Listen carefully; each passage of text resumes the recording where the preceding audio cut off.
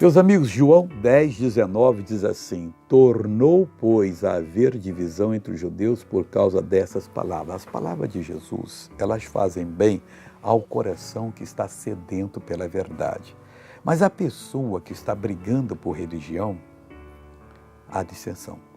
Uns até que aceitam, outros não, porque não estão no plano de Deus. Aqui eles estão chegando. Mas nós temos que falar para todo mundo exatamente como Jesus falou. E pedindo a Ele a unção para não falar de mais nem de menos, e falar no momento certo a palavra apropriada que vai transformar as pessoas.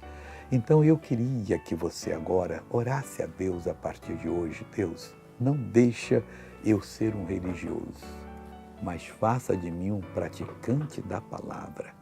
Que quando eu ouvir, eu entenda. Quando eu falar, que eu fale com confiança. E ela então vai produzir o que você precisa e você vai ser muito bem sucedido.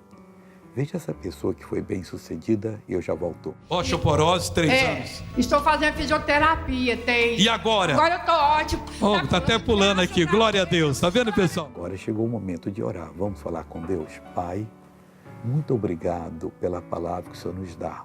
A dissensão, não devemos nos preocupar. Ao contrário, sabemos que o Senhor está nos usando. Ainda que num grupo de 100, um só deu atenção. Deus, ali está uma alma que vale mais que todo o ouro desse mundo. Agora eu quero abençoar essa pessoa para amarrar todo o mal que envolve você, que fala ao seu ouvido, que lhe desvia do caminho e ordeno que saia em nome de Jesus. E você diz amém.